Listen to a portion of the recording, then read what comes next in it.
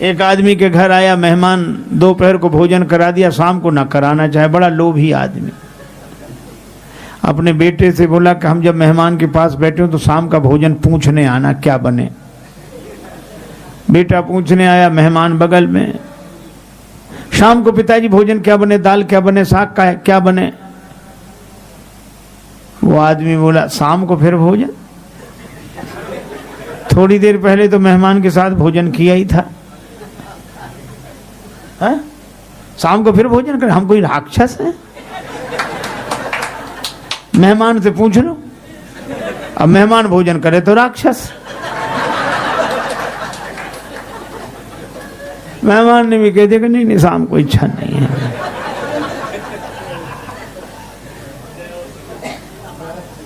एक महात्मा किसी के यहाँ निमंत्रण में गए, तो एक वृद्धा माता भोजन की थाली लगा दी, पंखा लेके बैठ गई। जल्दी जल्दी में पापड़ परोसना भूल गए, सामने रखे थे, और बुढ़िया उधर पीठ किए बैठी। अब महात्मा का मन उधर ही जाए। मनुष्य का स्वभाव है, 2 कौड़ी की न मिले चीज तो करोड़ों की लगती है, और करोड़ों की मिल जाए तो 2 कौड़ी की लगती है। अब पूरे पत्तल भर भोजन पर ध्यान न जाए, पापड़ पर ध्यान। रहा नहीं गया, मांगे तो शर्म लगे। बुढ़िया से बोले, माता जी भगवान की बड़ी कृपा जो आज तुम्हारा दर्शन हो गया। क्यों? रास्ते में सांप मिला, बड़ा लंबा सांप। कितना लंबा? यहां से वो पापड़ की थाली रखी। बुढ़िया बोले, अरे महाराज पापड़ परोसना तो भूल गई। महात्मा बोले, हम तो बता रहे थे कि सांप कितना लंबा था। तो बोलो, कई बार बहाने से भी बात कही जाती है कि नहीं?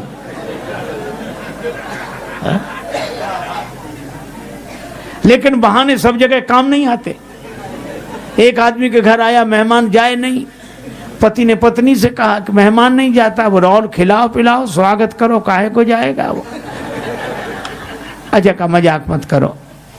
पत्नी बोली, एक उपाय है, बुखार हो, मेहमान हो, जुखाम हो,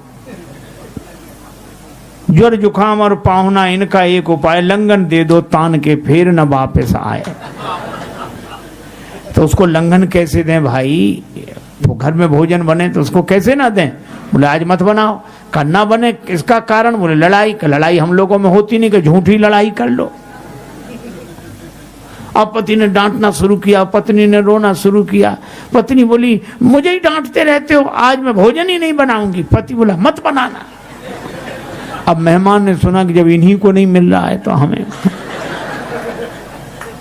सो उसने अपना थैला उठाया, पति पत्नी भीतर से देख रहे, थैला उठा के गया। पति बोला पत्नी से कि काहे को रो रही हो, हम तो झूठा डांटा था, कोई सच्चा थोड़ा ही।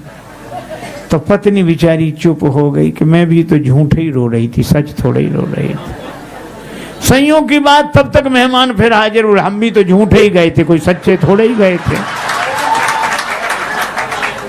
तो कई बार बहाने से भी बात बनती नहीं।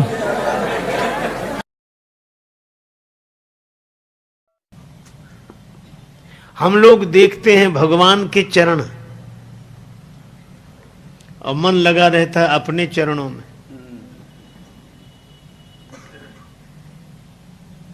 मंदिर में जाते हैं, जूते बाहर ही उतार देने पड़ते हैं। भगवान के चरणों का दर्शन करते हैं, सोचते हैं ये कोई ले ना जाए, बाहर पड़े हैं। एक व्यक्ति ने तो बड़े विचित्र ढंग से स्तुति करना शुरू किया।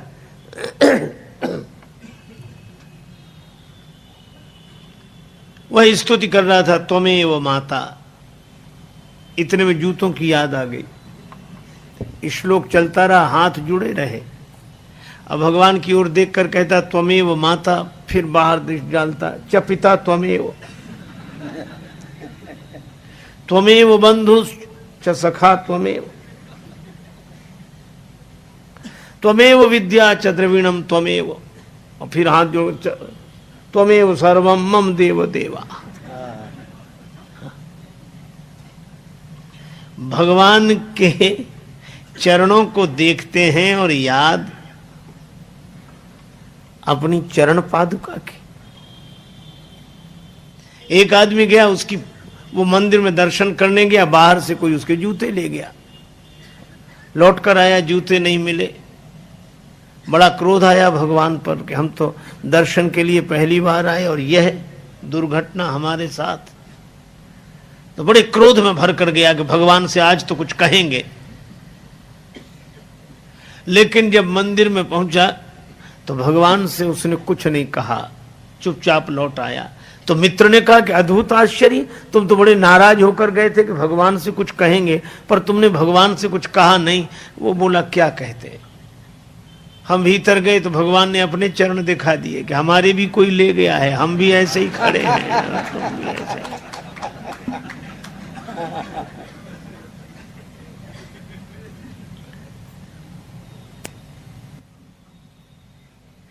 आप विचार करो, श्री सीता जी लंका में हैं, अशोक वाटिका में हैं, और अपने चरणों में दृष्टि पर मन राम जी के चरण कमलों में। और हम लोग, यह भरत खंड समीप सुरसरी, थल भलो संगति भली। हम भारतवर्ष में गंगा जी के किनारे भगवान के मंदिर में, लेकिन मन कहां जाता है। हमारे गुरुदेव कहते थे, भक्ति उसी की हो रही जहां टिका मन जाए, और अंत वही हो जाता है जिसे ले अपनाए। श्री सीता जी के चरित्र की महिमा का वर्णन क्या कोई कर सके। लंका में अशोक वाटिका में बैठकर अपने चरणों में दृष्टि रखकर मन राम पद कमल लीन। और नाम पाहरू दिवस निसी, ध्यान तुम्हार कपाट, लोचन निज पद जंत्रित, जाही प्राण के ही बात।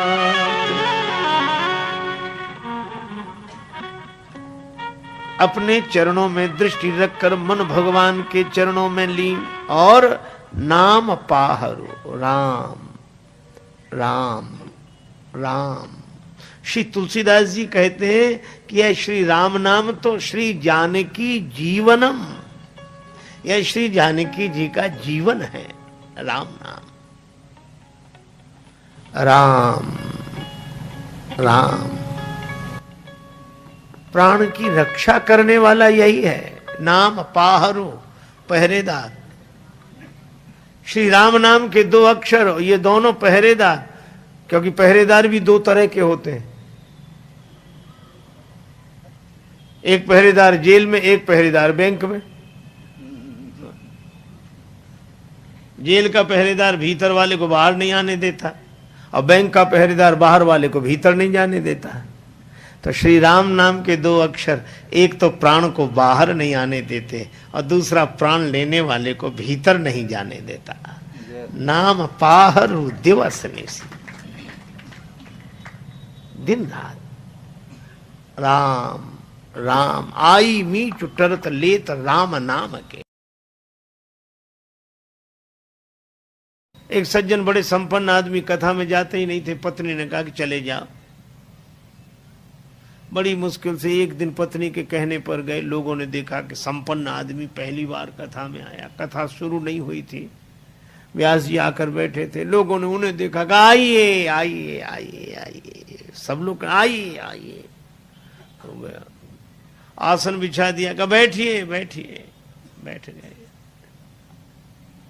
कथा शुरू हो इसके पहले ही जाते ही नींद जुड़ाई हुई, सो गए। अब सो गए तो ऐसे आदमी को जगाए कौन? किसी ने नहीं जगाया। कथा पूरी हो गई, व्यास जी भी चले गए, सब श्रोता चले गए। अब वही आदमी बैठा था जिसकी दरी बिछी थी, तो उसने धीरे से जगाया। बोले जाइए। कथा हो गई? हाँ हो गई। बड़ा आनंद आया, बहुत आनंद। घर पहुंच गए, पत्नी ने कहा कथा सुनी? हाँ सुनी, पर वहां 3 तो शब्द, आइए बैठिए जाइए, बस। पत्नी ने कहा अभिमानी आदमी है, दोबारा जाएगा नहीं। कहा ये तुम्हारे लिए मंत्र हैं, कल फिर जाना। तो अपने कमरे में जाकर बैठा, नींद नहीं आ रही थी, कथा में सो के आया था, घर में कैसे नींद आवे।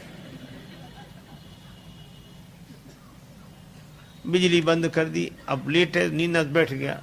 पत्नी ने कहा ये मंत्र है, तो मंत्रों का जब करे तो बार बार कहा आइए बैठिए जाइए, आइए बैठिए जाइए। अंधेरा था, घर में घुसा चोर। चोर ने जैसे ही प्रवेश किया, ये बोला आइए। चोर ने कहा किसने देख लिया? तो चोर दबे पांव पीछे खिसकने लगा, तो ये बोला बैठिए। अरे बोले इसने पहचान लिया। तब तक चोर भागा, और भागा तो ये बोला जाइए। चोर ने समझा पहचान लिया, पकड़वा देगा कल। तो चोर दौड़ा दौड़ा आया, इसी के चरणों में गिर गया। चरण पकड़ ली, जो रुपया पैसा लाया था सो चढ़ा दिया, मुझे बचा। ये घबराया कि मंत्र इतनी जल्दी सिद्ध हो गए।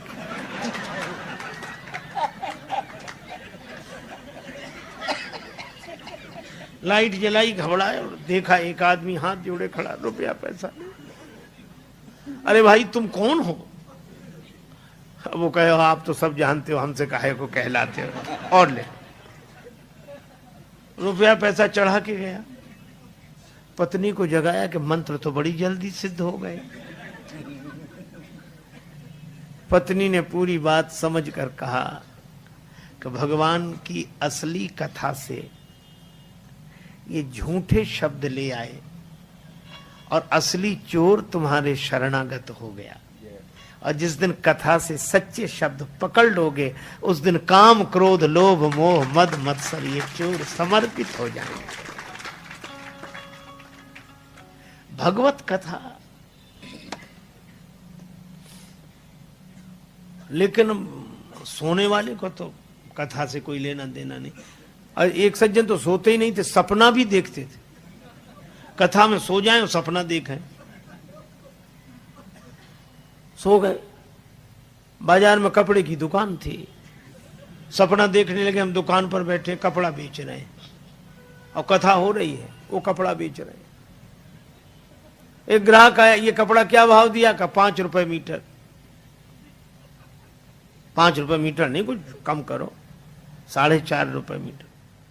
बोले नहीं 4.5 नहीं। तो वो ग्राहक जाने लगा, तो बोले ले जा 4.5 में। और इतने ही नहीं कहा, ले जा 4.5 में, 2 ही हाथ पसार, आगे वाले भक्त को कुर्ता दीनो फार। वो आदमी कुर्ता पहने बैठा तो उसका कुर्ता फर से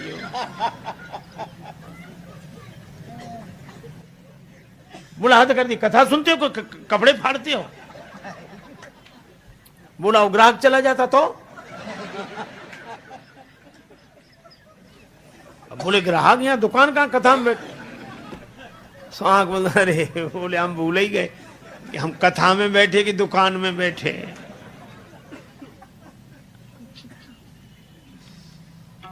तो ऐसे लोगों के लिए नहीं, लागी सुने श्रवण मन लाए। मनोयोग पूर्वक श्रवण करने वाले का दुख भाग जाता है। सीता जी बोली इतनी सुंदर कथा सुनाई, तो कथा कहने वाले को भी तो देखें। हनुमान जी बोले बस माता कथा ही सुंदर है, कथा कहने वाला तो बिल्कुल बंदर है, ये छिपा रहे सो अच्छा।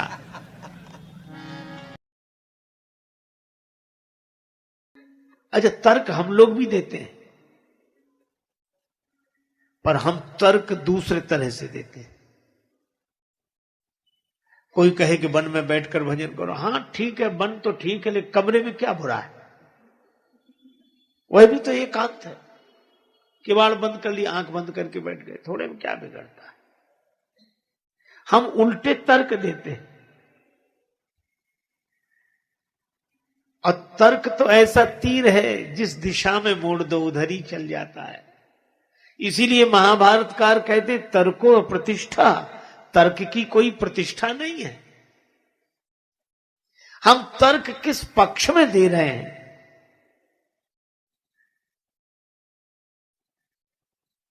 और इसीलिए एक आदमी ने कहा कि शराब मत पियो, शराब मत पियो, आप भी तो फलाहार करते हो। उन्हीं फलों का रस है ये।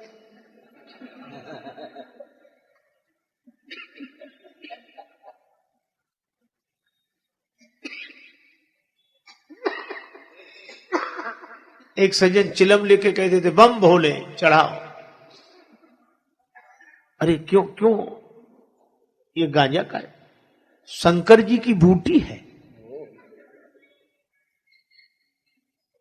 एक सज्जन हमसे बोले भांग चले, गांजा चलेगा? हमें नहीं, शंकर जी का प्रसाद है।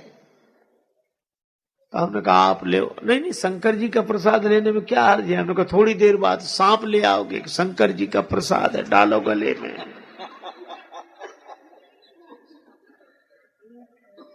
लोगों ने ऐसे ऐसे तर्क दिए। एक आदमी बोला शराब पीने से तो जुकाम चला जाता है क्या? शराब पीने से जुकाम चला जाता है? दूसरा मित्र बड़ा मजा किया तो बोले पीले पीले चला जाएगा। कहा क्यों? बोले जिन्होंने शराब में पी उनकी जमीनें चली गई, जायदादें चली गई, तो जुकाम क्या चीज है, ये भी चला जाएगा पी ले।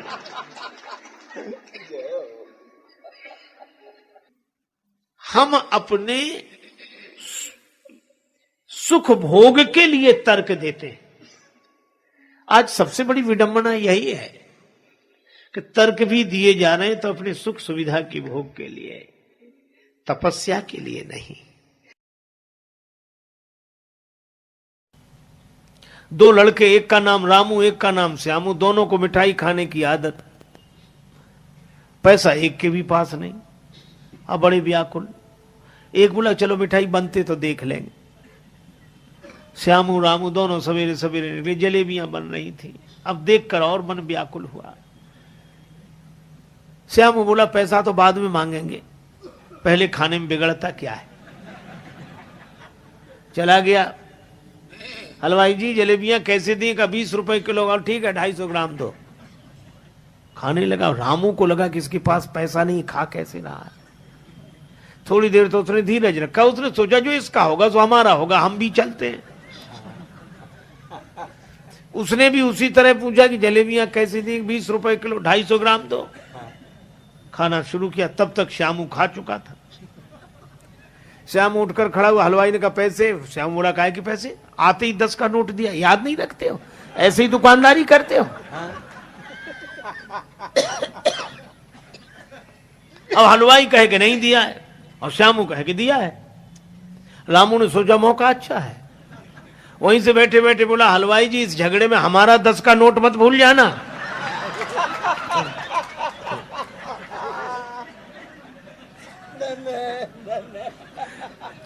हलवाई ने कहा नहीं तुम्हारा तो याद है। उसने सोचा एक करे करे दो थोड़ी करेंगे, हमारे कुछ दिमाग में गड़बड़ी है। तो कहा भाई तुम जानो और वो जाने, हम तो अपनी बात कह रहे हैं। लेकिन जब झगड़ा ज्यादा बढ़ गया तो लोगों ने कहा कि भाई क्यों सवेरे सवेरे झगड़ते हो? रामू तुम बताओ। श्यामू ने कहा रामू से पूछो। रामू ने कहा कि वैसे तो हम किसी के झगड़े में पड़ते नहीं, लेकिन मैं सौगंध करके कहता हूं, राम जी की, कृष्ण जी की, गंगा जी की, जमुना जी की, जिसकी कहो उसकी सौगंध कर ले। जैसे मैंने 10 का नोट हलवाई जी को दिया, ऐसे ही 10 का नोट श्यामू ने भी दिया। मतलब ना मैंने दिया ना इसने दिया। अब बोलो वो झूठ कहां बोल रहा है?